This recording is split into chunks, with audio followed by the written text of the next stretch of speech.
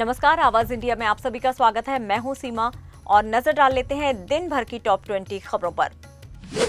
प्रधानमंत्री नरेंद्र मोदी आज वाराणसी पहुंचे, जहां उन्होंने 2183.45 करोड़ की 52 परियोजनाओं का शिलान्यास किया और उद्घाटन किया। उन्होंने किसान सम्मान निधि की 20वीं किस्त भी जारी की। प्रधानमंत्री नरेंद्र मोदी ने कहा है कि भारत दुनिया की तीसरी सबसे बड़ी अर्थव्यवस्था बनने जा रहा है, इसलिए देश को अपने आर्थिक हितों के प्रति सजग रहना होगा। उन्होंने कहा कि उनकी सरकार देश के सर्वोत्तम हितों पर काम कर रही है। राहुल गांधी ने कहा है कि वो राजा नहीं है और राजा बनना भी नहीं चाहते। मैं इस कॉन्सेप्ट के खिलाफ हूं। राहुल गांधी ने ये बयान नई दिल्ली के विज्ञान भवन में दिया। केंद्रीय मंत्री राजनाथ सिंह ने राहुल गांधी के चुनाव आयोग पर लगाए गए आरोपों पर प्रतिक्रिया दी है। उन्होंने कहा है कि राहुल गांधी झूठे आरोप लगा रहे हैं और अगर उनके पास सबूत हैं तो उन्हें सामने लाना चाहिए। मालेगांव बम धमाके मामले के सरकारी गवाह मिलिंद जोशी ने बड़ा खुलासा किया। उन्होंने कहा है कि उन पर योगी आदित्यनाथ और आरएसएस के बड़े नेताओं को फंसाने के लिए दबाव डाला गया था। जोशी ने कहा है कि उन्होंने इस दबाव के आगे झुकने से इनकार कर दिया था।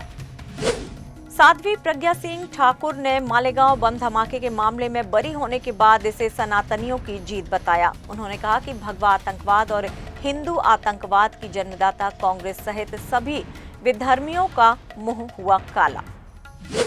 पीडीपी अध्यक्ष महबूबा मुफ्ती ने अनुच्छेद 370 हटने के 6 साल पूरे होने पर केंद्र सरकार पर निशाना साधा। उन्होंने कहा है कि सरकार के वादे झूठे साबित हुए, जम्मू कश्मीर में विकास नहीं हुआ और डर का माहौल अब भी बना हुआ है।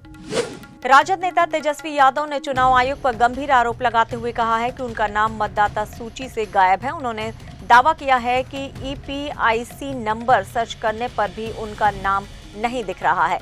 पूछा, नाम ही नहीं है तो चुनाव कैसे लड़ूंगा। नोएडा में एम्स में सीट दिलाने के नाम पर एक व्यक्ति से 10 लाख रुपए की ठगी का मामला सामने आया है। आरोपित ने खुद को पीएम और गृह मंत्री का करीबी बताकर पीड़ित से पैसे लिए और बाद में धमकी दी। कोर्ट के आदेश पर पुलिस ने मामला दर्ज कर जांच शुरू कर दी है। चमोली के हेलंग में टीएचडीसी बैराज से पास अचानक पहाड़ी टूटने से 2 मजदूर घायल हो गए हैं। उप जिलाधिकारी चंद्रशेखर वशिष्ठ ने बताया है कि घटना की जानकारी मिलते ही प्रशासन की टीम घटनास्थल के लिए रवाना हुई। तेलंगाना में ऑपरेशन मुस्कान के तहत जुलाई महीने में 7,678 बच्चों को बाल मजदूरी से मुक्त कराया गया। इस अभियान ने 1,713 प्राथमिकी दर्ज की गई और 1,718 आरोपियों को गिरफ्तार किया गया है। 6,593 बच्चों को उनके परिवारों से मिलाया गया, जबकि 1,049 बच्चों को आश्रय गृहों में भेजा गया है। आईआईटी बॉम्बे के 22 वर्षीय छात्र रोहित सिन्हा ने शुक्रवार रात हॉस्टल की छत से कूदकर आत्महत्या कर ली। पुलिस ने बताया कि छात्र को तुरंत अस्पताल ले जाया गया, जहां डॉक्टरों ने उसे मृत घोषित कर दिया। रोहित साइंस के 4थे साल का विद्यार्थी था। पंजाब विजिलेंस ब्यूरो ने विक्रम मजीठिया केस में उनके करीबी सहयोगियों के ठिकाने पर छापेमारी की है। ये मामला ड्रग मनी से जुड़े लेन देन का है, जिसमें रणजीत गिल के घर पर भी रेड पड़ी है। विजिलेंस ब्यूरो ने इस मामले में जांच शुरू कर दी है। गोरखपुर के एक प्राथमिक विद्यालय में कक्षा 5 की छात्र विक्रम के ऊपर छत पर प्लास्टर गिर गया, जिससे वो गंभीर रूप से घायल हो गया। घटना के बाद उसे इलाज के लिए मेडिकल कॉलेज रेफर किया गया।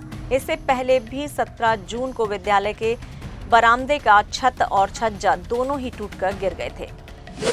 प्रयागराज में गंगा और यमुना नदियां उफान पर हैं और खतरे के निशान को पार कर गई हैं। 2 दर्जन से अधिक मोहल्लों के हजारों घर पानी में डूब गए हैं, जिससे लोग राहत शिविरों में शरण लेने को मजबूर हैं। एनडीआरएफ और एसडीआरएफ की टीमें नाव से बचाव कार्य में जुटी हुई हैं।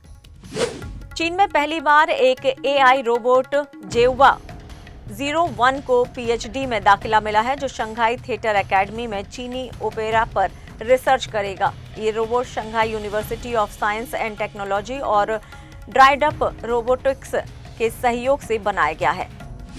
शाहरुख खान को राष्ट्रीय फिल्म पुरस्कार मिलने पर जवान के निर्देशक एटली ने उन्हें बधाई दी है। एटली ने कहा है कि शाहरुख के साथ काम करना भगवान का आशीर्वाद है और वो शाहरुख के सबसे बड़े फैन हैं।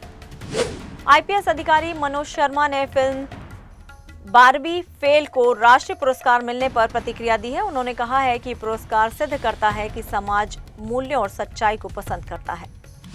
मोहम्मद सिराज ने अंतर्राष्ट्रीय क्रिकेट में अपने 200 विकेट पूरे किए हैं। उन्होंने इंग्लैंड के खिलाफ खेले जा रहे 5वें टेस्ट मैच में ओली पॉप को आउट कर ये उपलब्धि हासिल की है। जो रूट ने घरेलू टेस्ट में सचिन तेंदुलकर का रिकॉर्ड तोड़ दिया है। रूट ने 84वें घरेलू टेस्ट में 7,222 रन पूरे किए, जबकि सचिन तेंदुलकर ने 94वें घरेलू टेस्ट में 7,216 रन पूरे किए थे। फिलहाल टॉप 20 खबरों में इतना ही, लेकिन आप देखते रहिए आवाज इंडिया। नमस्कार।